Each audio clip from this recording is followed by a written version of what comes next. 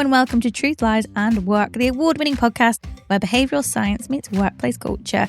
We are brought to you by the HubSpot Podcast Network, the audio destination for business professionals. My name is Leanne. I'm a chartered occupational psychologist. My name's Al and I'm a business owner. And together we help organisations build amazing workplace cultures. Yes, we do. This week we're helping ourselves to some beautiful wine and food in northern Spain as we're on holiday.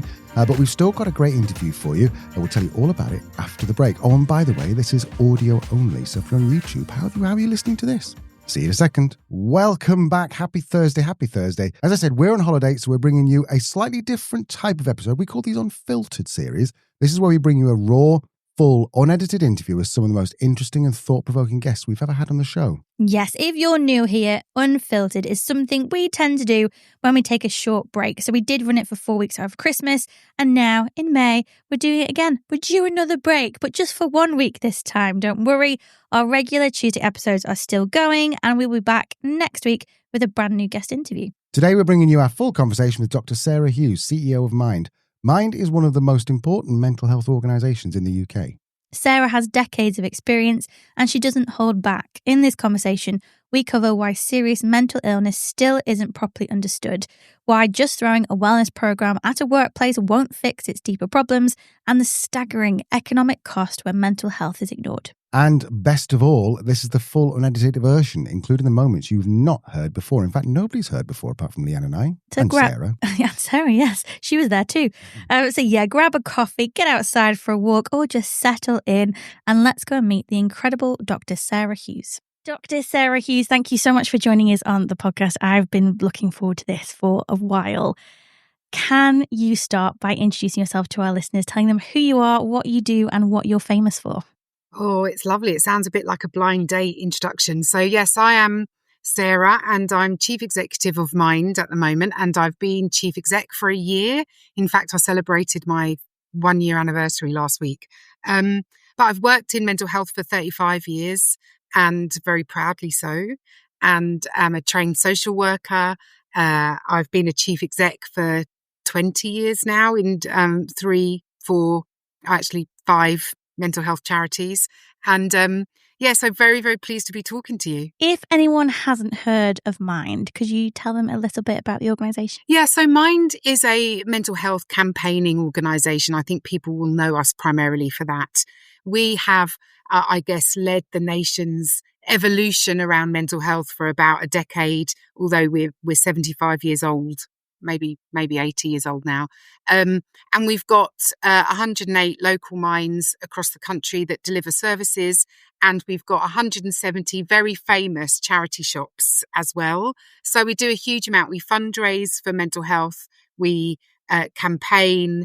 We influence policy decisions. So, it's us that kind of get mental health additional funding. We work really hard with our partners to negotiate all of that. So we've got our fingers in all of the mental health pies, put it that way. How do you think the public's perception of mental health has shifted over the years? That's a really interesting question, because on one hand, I have worked in mental health for 35 years, and it's true to say that when I first started, there was no way we could talk about mental health in the way that we do now. There was no conversations between friends. There weren't conversations in families. There certainly wasn't conversations in workplaces. And even those of us who worked in mental health, you couldn't really tell people because, there was a sort of almost disdain and weird reaction. So to be, 35 years later in an organisation that has really changed the conversation is quite an extraordinary thing, that we're talking about it in schools, we're talking about it in pubs, in barbers, in workplaces. That's absolutely true. What I would say, though, is whilst our literacy has definitely improved, would I hand on my heart say people experiencing serious mental illness would say, we're getting the best services ever, we're getting access when we need it, all of those things. I think some people would say yes, but I think there'd be a lot of people that would say no. And so the job is nowhere near done. Progress, yes, but we're not anywhere near where we need to be. And it has been a turbulent time for all of us, really, over the past few years. Some, of course, and sadly more than others. But how would you describe the the mental health of the nation? It's been probably the most worrying 5 years. There's no doubt about it. We've actually had quite a long time of global volatility, of financial stress and pressure. Before the pandemic, we had austerity. So all of these things have eroded mental health. And so what we know is that there is an increase in prevalence. There is an increase in people seeking help for their mental health. I always have to be really careful, though, and this is some of the issues around language and how we think about things now, that I don't want to pathologize the nation, so we're not all mentally ill. We've all got mental health, but we're not all mentally ill. There is a spectrum that, some of us travel up and down. Some of us who experience very serious mental illness exist in a different world often from everybody else because of their experience is so different. So we often merge the two together, mental health and mental illness, and that often can leave people with mental illness aside. So whilst I acknowledge that the prevalence has increased, we've also got to understand that within that group of people that are experiencing deterioration in their mental health, that there will be people that will be worse off than others, even within that group. What are the key misconceptions that maybe are a bit too prevalent for your liking, have been around a while? Is there any that spring to mind? So I think that there are still some. I think there's still a huge lack of understanding about what the experience of serious mental illness is. So for those people who are being sectioned under the Mental Health Act, for those people who are in and out of psychiatric hospitals, those people who are experiencing community care, who are in supported housing. And I do often worry that the conversation tends to move towards a more sort of mild to moderate discussion around mental health. And I think that actually what I understand from our feedback that we get from the public is that they're now ready to understand the whole spectrum of mental health, and actually the experience that people with more serious mental illness have is often the most difficult in terms of inequality, in terms of poor outcomes and so on. And actually, when we've started talking about that more publicly, people have been astonished and outraged, and that's what we need. That's what we need people to be. You've spoken before, and Mind is also very vocal that the state of mental health and care isn't, or the system isn't good enough in the UK. What is it about the UK's Mental Health Act that you find so disappointing? So there are a number of levels, really. I mean, I think firstly, quite a lot of the mental illness that we see being experienced by communities across the country are caused by things that we could prevent. So poverty, racism, discrimination, poor education, bullying, domestic violence, bad housing. All of these things could be within our gift to solve. And so from my perspective, it's about saying, well, why aren't we preventing mental illness when we know the things that could help make a difference? We also know that,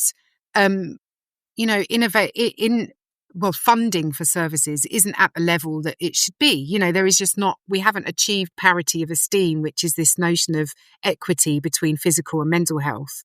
We haven't got there. And we know that things like psychiatric hospitals, they're not in the establishment, the environment is not good enough. If you're somebody in mental health crisis and being sectioned under the Mental Health Act and you get taken into an inpatient ward, often those environments are nowhere near conducive enough to good mental health or recovery.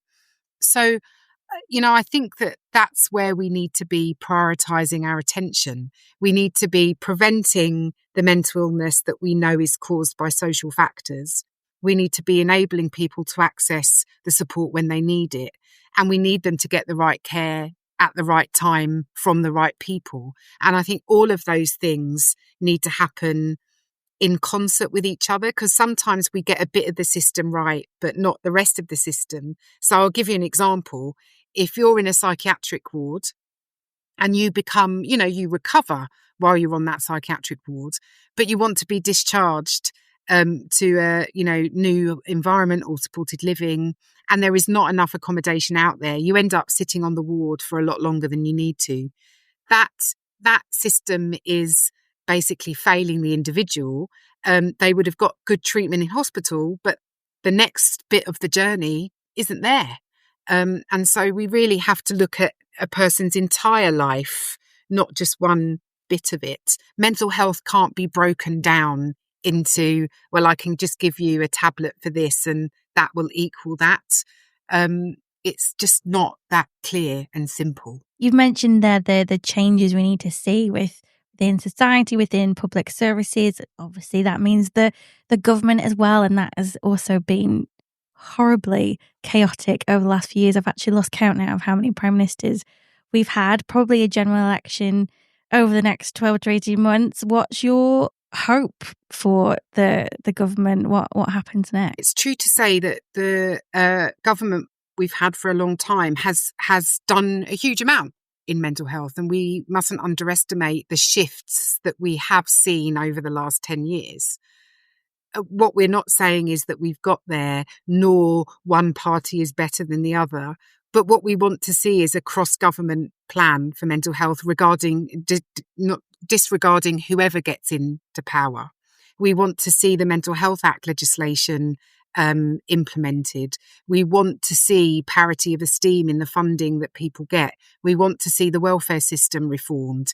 We want to see sickness benefits reformed as well, so that people with mental illness can, engage in employment in a fair, decent way.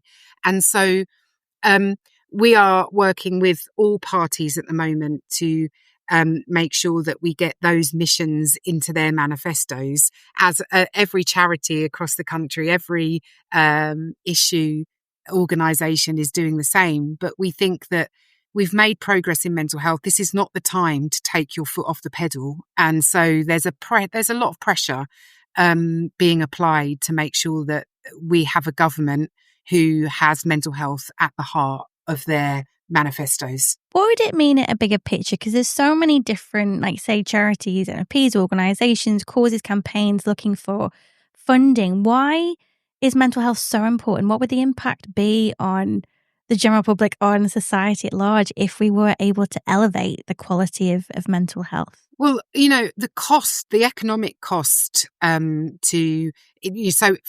instance, in the workplace, the cost of mental illness is around £56 billion a year.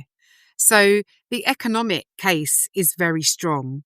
It's very strong in terms of, if we don't invest in prevention and people find out often if they have mental illness or they're going to experience mental illness before the age of 25.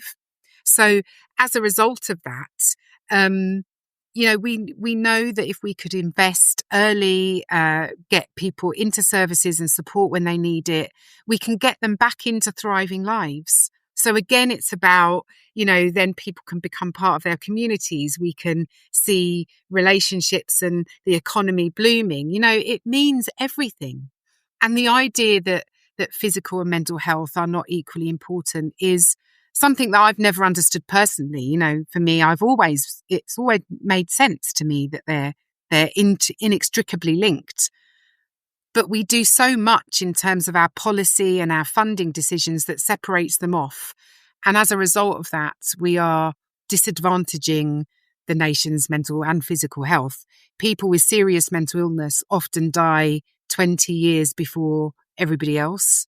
And that is a global fact. But a fact in a country that has universal healthcare is one that shouldn't be happening. You're so passionate about mental health and advocating for change and making things better. I'm curious, Sarah, you said you're a qualified social worker. I guess, why did you choose social work in the first place? And what made you transition into senior leadership? Well, it's funny, actually, because mental health is my life's work. And the reason being is because primarily I came from a family where, people that I loved experienced mental illness. As I got older, I experienced my own mental illness. I still do at various points in my life. And so I know deeply how poor mental health can it's like a nuclear bomb into families. It can be a nuclear bomb into your lives. But it can also bring great joy, empathy, compassion, knowledge, wisdom.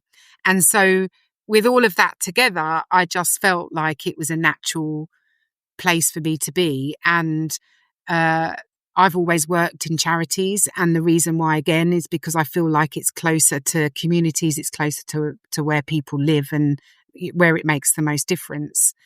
And I guess going into senior leadership, I realised quite early on that there's probably not many people like me in leadership positions that hold their own lived experience so openly and maybe at the heart of their decision making. So I thought I'd give it a go. And ever since, I've felt deeply committed. And even in the small wins, I remember, for instance, during the pandemic, group of charity leaders, we're sitting around and we're talking in our respective homes around the country, thinking about the things that are important. And, even just things like we had to lobby the government and we won to make sure that people with serious mental illness were in the early cohorts for the vaccine. And, just knowing that we had done that, and that thing wouldn't have happened if we didn't do that bit of campaigning. So we know that in that act, in that kind of, prioritizing people's needs, that we're able to make a difference. And it's those things that drive me, and our local minds and what we're doing and what we're seeing, the change we're making. It's all that counts, really. Why do you think senior leaders might be reluctant to share their lived experience, or is it that they haven't had any? I think it's very rare that people haven't had any. So, and I say that because it's not just about themselves. It could be in their families or, workplaces, whatever. I think we've all got that experience. I think it's fear. I think it's fear about disclosing. We still carry a lot of shame about being ill, or there is still a stigma attached. No matter how well we talk about it in society, we are still vulnerable. And I think open to people misunderstanding and so on. And so I think I understand the fear, and I see more and more leaders speak about it all the time, both inside mental health and across the charity sector. I mean, a friend of mine, Karen Bradshaw, who's chief executive of the Charity Finance Group, recently wrote a blog about saying, I've just taken some time out because my mental health was bad. And, I think that is it's still a brave thing to do. And until it becomes a natural thing to do and we don't have to be so brave, I think more people will do it. But until then, it's still a bit scary. And it is scary. And I think, the backlash on social media that we see continues around mental health and particularly mental health of our people. Terms like snowflakes are used. People don't want to work very hard, or, Gen Z just can't hack it anymore. What's your take on that? Are any of those sentiments justified? No. And it's funny, actually, because I've got my own Gen Z. I've got my own kid. And we have these discussions all the time. And it's really, really interesting. And some of it is this kind of generational tension between expectations of each other, expectations in the workplace. And all these things are really evolving. And we haven't got the language right. I mean, and the concept of being woke or not, being a snowflake or not, all of these terms are a way of dividing us. Because actually, I get this sense from you as well, that actually being woke is a good thing, because actually essentially it means you know stuff and you're compassionate. That's what I think it means. But of course, it is weaponized. And so all of this language, I think we've got to work hard, certainly as a sector, as a leader, as a human being just out in the world, to not collude with it. And just to kind of try and enter into discussion. Why are there differences between us rather than you're right and I'm wrong? This is an evolution. We're all learning. And I think, this war of words, this culture war around snowflakery I think is a red herring. A red herring? Yeah, I think it's a red herring. I think it takes us away from actually focusing on what the issues are, which is social injustice. That's actually what we're talking about. Not whether people care about the social injustice or not. Let's get back to what we're trying to deal with, and it's a part of the weaponization, I think, of society. I mean, in terms of social injustice, what are the kind of the areas that concern you most at the moment? And I guess I ask that question from the viewpoint of potentially business owners or leaders that might be listening. Why should they care about social injustice? Well, I think that, it's such a great question, actually, because almost all of the corporate organisations that we've worked with over the years have very much had this kind of creeping interest in the social justice agenda, which often is couched in equality and diversity and inclusion. But actually what we're talking about is fairness, is dignity, respect, equity. I just think people are ready for a bit more nuance. I think it's very difficult, the social media. If you were just having conversations on social media, then it would feel very divisive. But actually, when you're talking to people in communities, in businesses, that's what people want. People want to live thriving lives. And I think that when we're saying, well, that's great, but that many people are just about surviving, and they're just about surviving because they're living in poverty, or they're experiencing racism and discrimination that's, exploding their mental health and causing all sorts of other consequences on their families, on their physical health. I think people care about that. What can business owners do this year, the next 12 months, to really step up their efforts in terms of supporting mental health and well-being of their teams? So we at Mind, we've got the mental health at work commitments that we do in partnership with a lot of corporates. We run our mental health index so that people can sort of assess where they are in terms of, whether they deliver on the mental health agenda or not.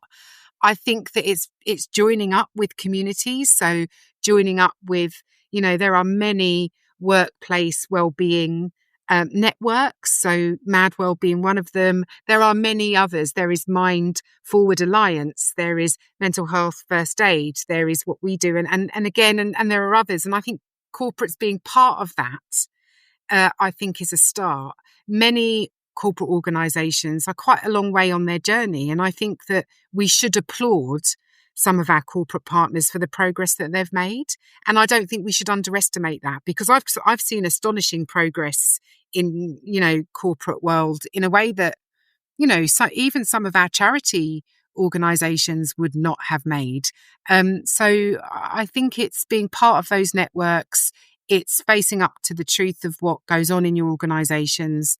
It's about, understanding what your workforce needs and what they're saying. And I think this is becoming custom and practice, I think, in lots of places. And I wouldn't say it's a job done, but I think I've seen more progress than I would have thought. Are there any particular examples of people you've seen in terms of best practice that you've been impressed with?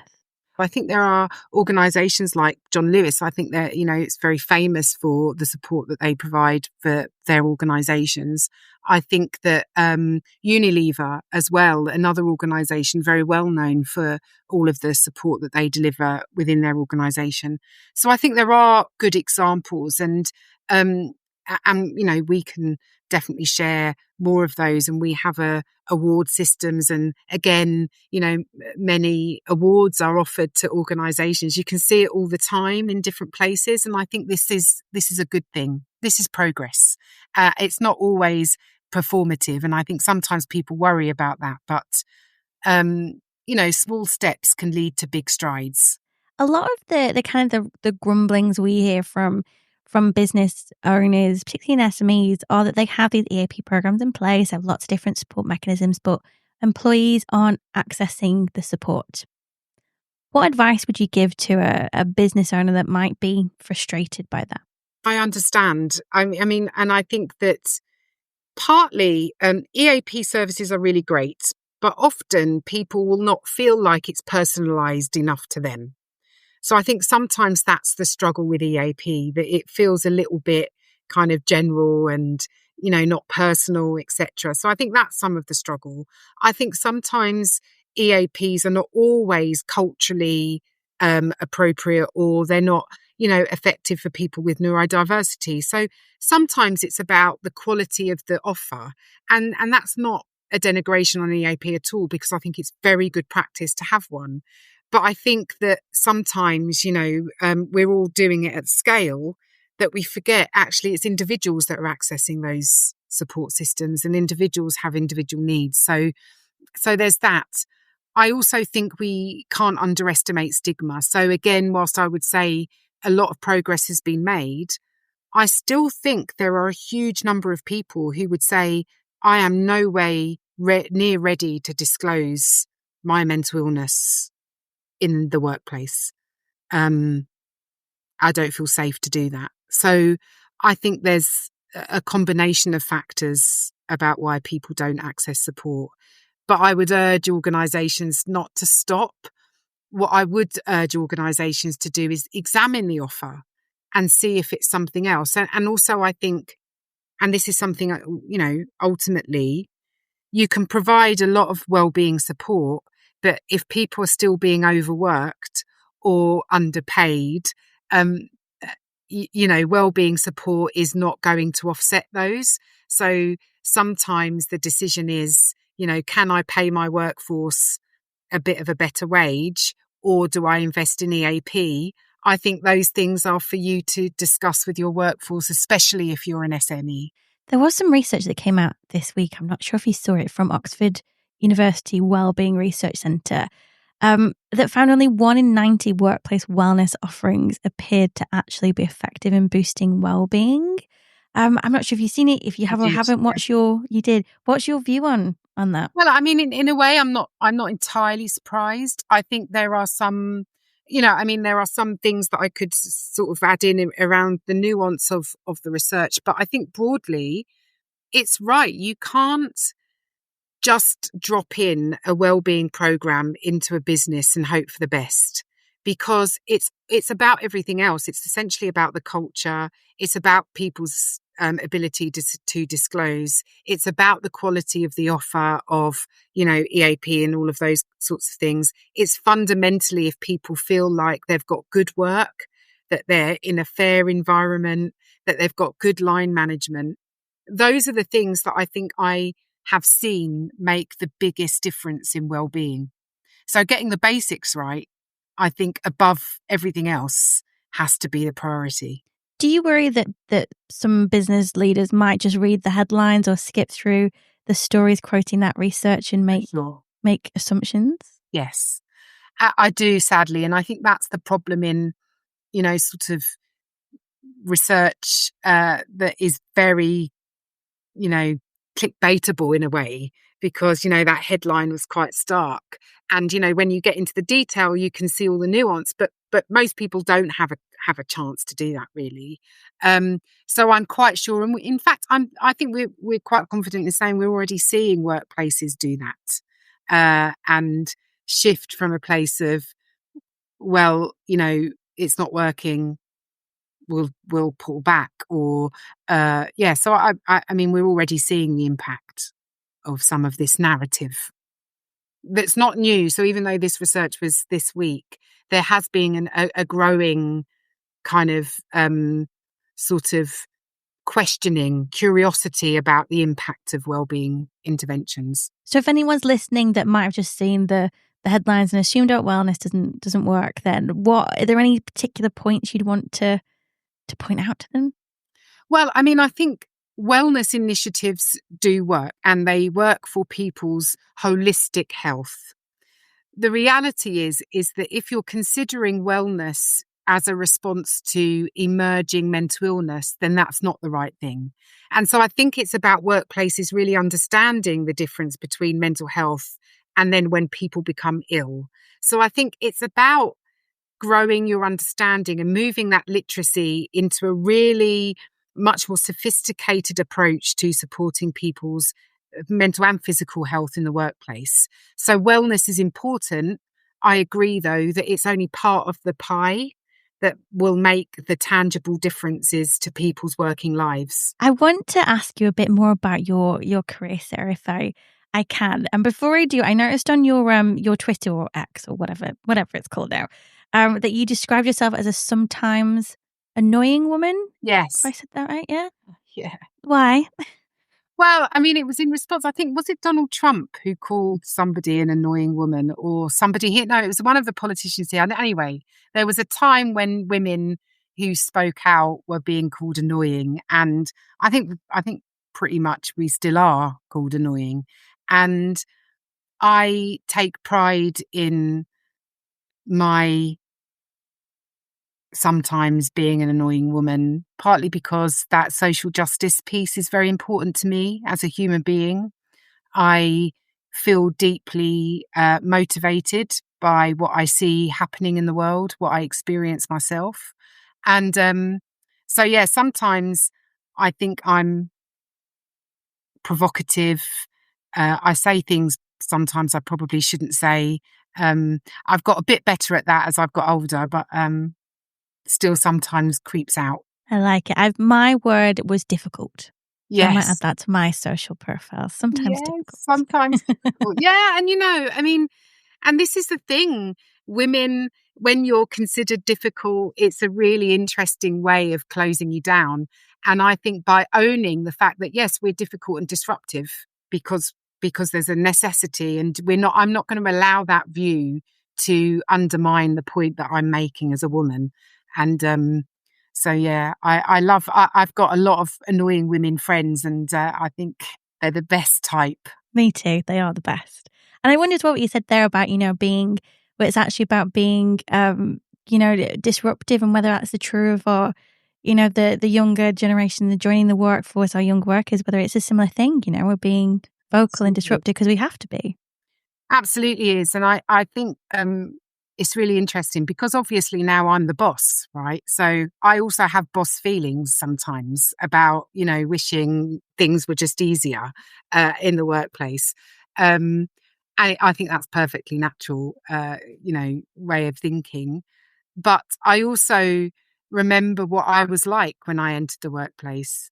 And the amount of raised eyebrows that I would get around a table, the amount of times that I was told off for not wearing a suit, the amount of times I got told off for, having a tattoo or not talking properly or all of these kind of things, and I just think, so I resist as much of that as possible in terms of how I am now as the boss.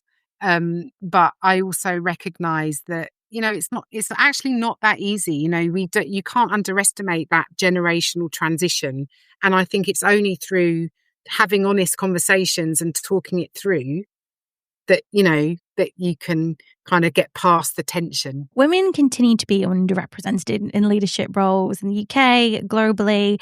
I mean, what's been your experience? Is it still very much a man's world? Yeah, I'm afraid it is. And so we have a lot of women leaders in the charity sector. And I think that's true. I don't think we have a lot of diverse women in the charity sector. So, Black women leaders, disabled women leaders. I think we're quite far away from that. But it's still heavily dominated, in terms of, funding institutions, who we talk to in terms of government, corporates, etc. So yes, it is. And I think we're fundamentally working in a I'm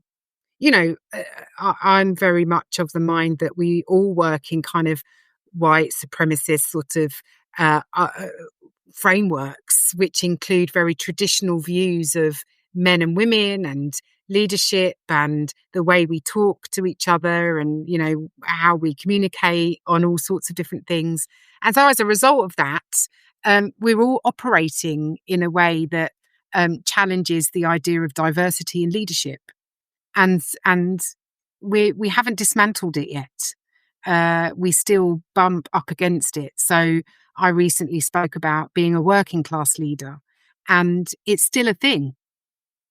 It just is. And for us to say that it isn't is just not, it's not true. There's some frightening statistics, I think, released back end of last year, weren't there, about that, in terms of the, I can't remember numbers, but it's something insane, like 95% of Fortune 500 leaders are from the top 5% of public schools in the world or something. That's right. Something to that effect.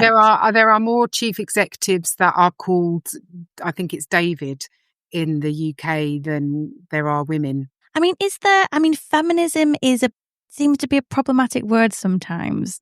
Do you think there's a place for feminism? Yeah, so I'm a feminist leader. I'm very clear about what that means for me, which is about inclusivity. I'm gender inclusive. I believe that rights and justice and so I believe in those things.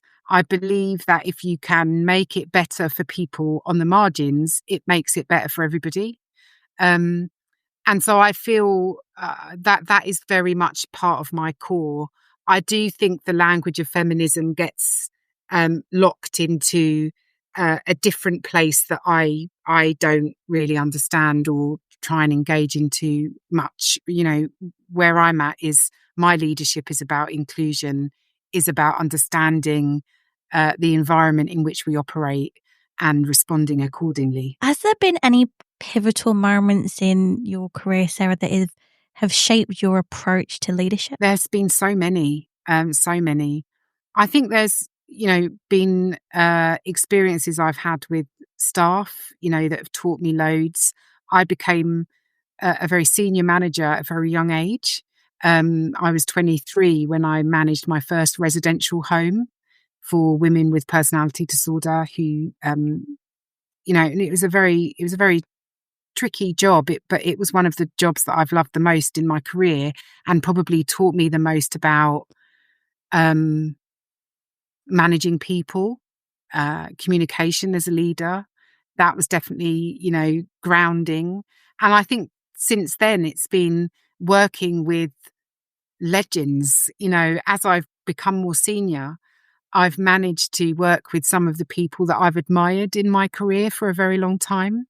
And so I learn from people that I've admired, and I do respect the people that have carved the way for me to be here. And, I think that, there's more to be done, but effectively leadership is changing and, but we mustn't forget what's been before. What do our listeners need to understand about young Sarah to better understand the formidable leader that sits in front of us today? Well, young Sarah, that's such a lovely question. I wrote a piece actually for Johnny Benjamin. He wrote a book, 2 books he's written, and the second one was basically, what would you say to your younger self? And I remember basically what I would say is, this too shall pass. And it sounds like a really naff thing, right? But when I was young, I just, there was so much going on. I had periods of mental illness, going off to university. I met my life partner when I was 18. We're still together 30 years later. So young Sarah was just very ambitious, believed the world could be changed because I wanted it to. Old Sarah is still a bit like that. So I've definitely brought that into my life. I believe that I can make a difference, and I believe the people I work with can make a difference. The people that I care about can make a difference. But young Sarah, she was very bolshy, and I don't know that she entirely knew what she was walking into, but I'm glad she did. Was she sometimes difficult? No, sorry, sometimes annoying. She was a bloody nightmare. Oh my God. I was a very passive child, apparently, because I also have ADHD.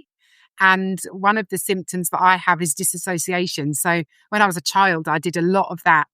But when I was about 17, I suddenly came back into the room, and that was a bit of a shock to everybody's system. I'm nearly 50 now. And I've spent 35 years working in mental health, and I'm just incredibly proud of all of that time.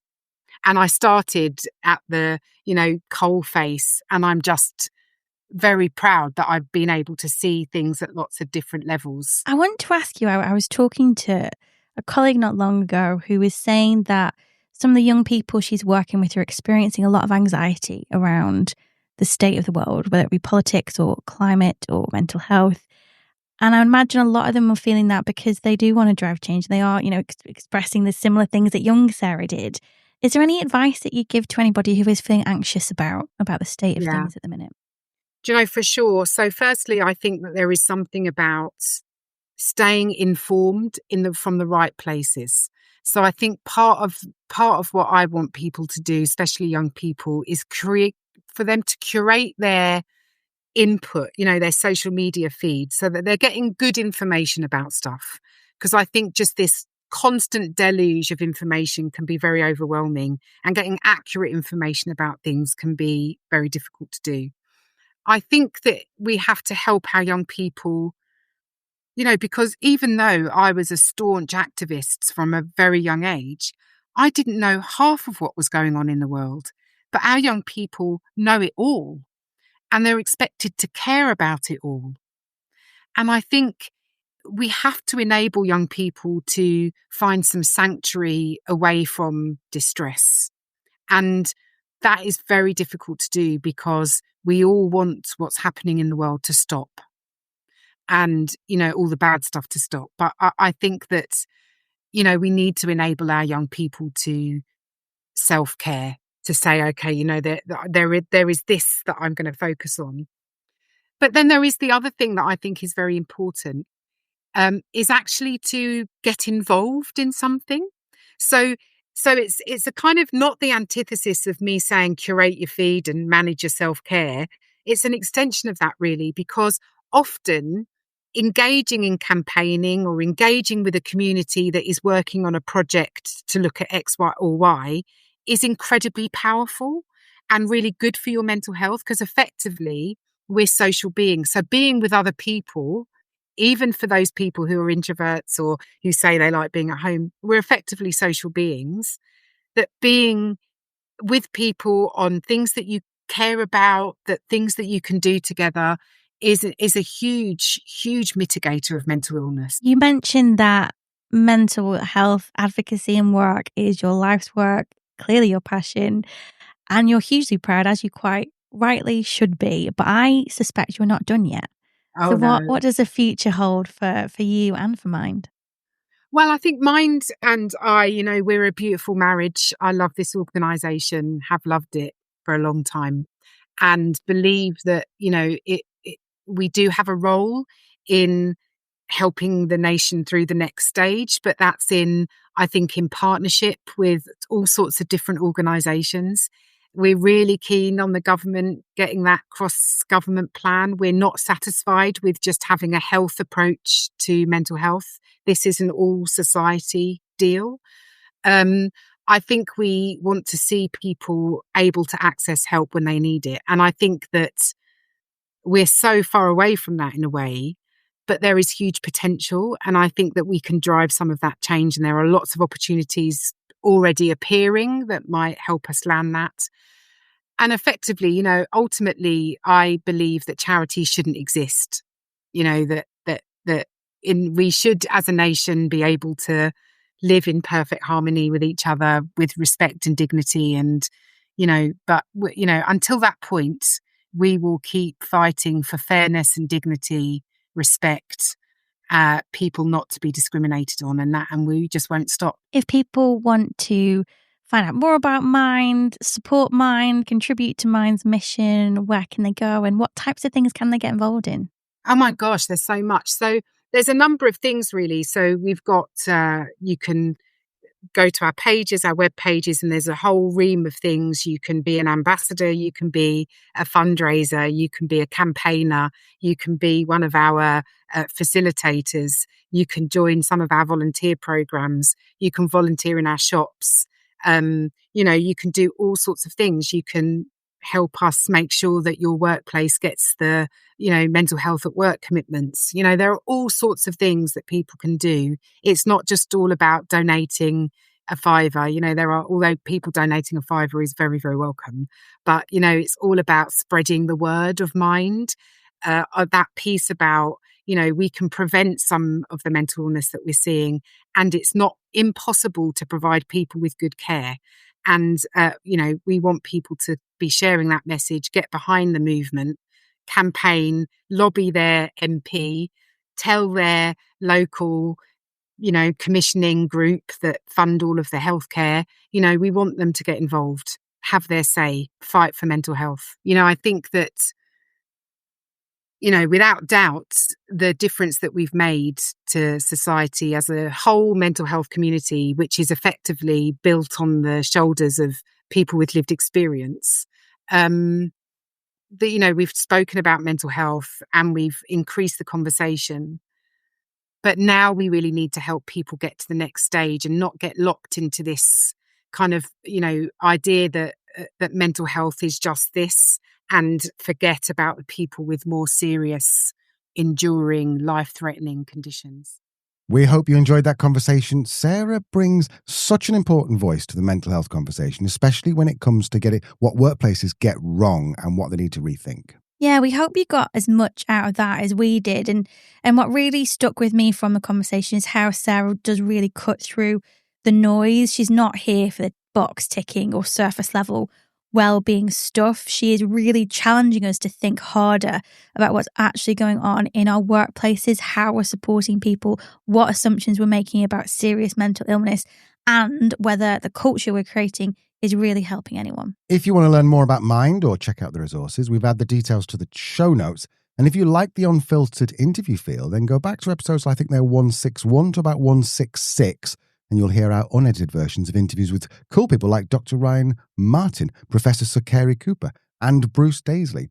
Just a reminder, we're back next week as normal with a brand new guest interview, back on YouTube as well. So make sure you're following us in your podcast app. If you want to join the conversation, you can find all our contact details in the show notes. We really genuinely do love hearing from you. We do, and if anyone has sent a message or an email over the last week and for whatever reason didn't get some kind of out-of-office response, Soz wasn't ignoring you, wasn't ghosting you, just been on the holidays. Yes, thank you so much for listening. We are having a whale of a time in Spain, or we're not. We'll tell you about it if we're not when we get back, and we'll see you next time. Bye-bye. Bye.